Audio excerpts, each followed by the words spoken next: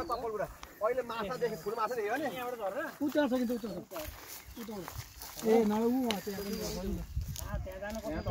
त्यहाँ जानु सुरुमा खुट्टा तल झारेर गइहाल्नु हुन्थ्यो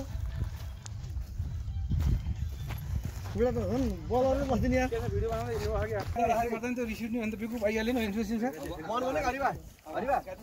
अर्को दिन परेको भयो नि भन्ने भयो नि मन भने होइन अहिले यो छुट्टी हो एकदम देखाएको एउटा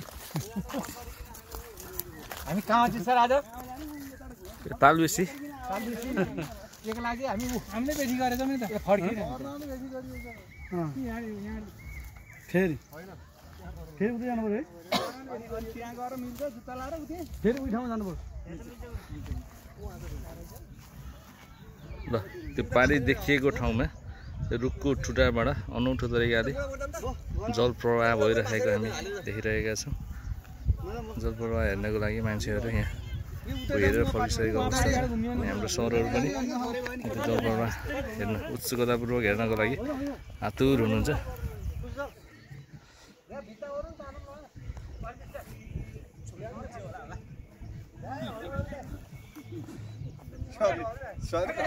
ठिक छ कि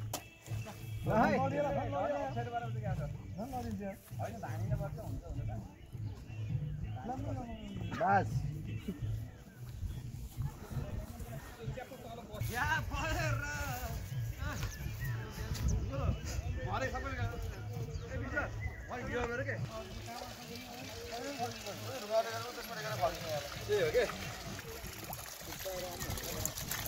हेर्दा नि ढुङ्गा देखिने हो त नि कहाँबाट आयो भने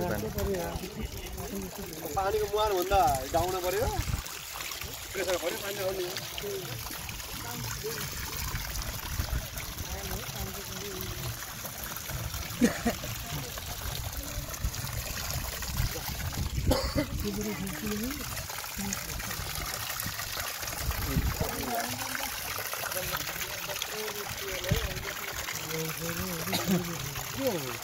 कसरी हाल्छ उम्लेर कोठो होला नि त यतापट्टि विकास पाएन अनि केही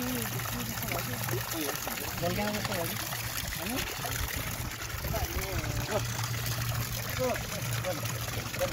ल भनेपछि अचम्म ल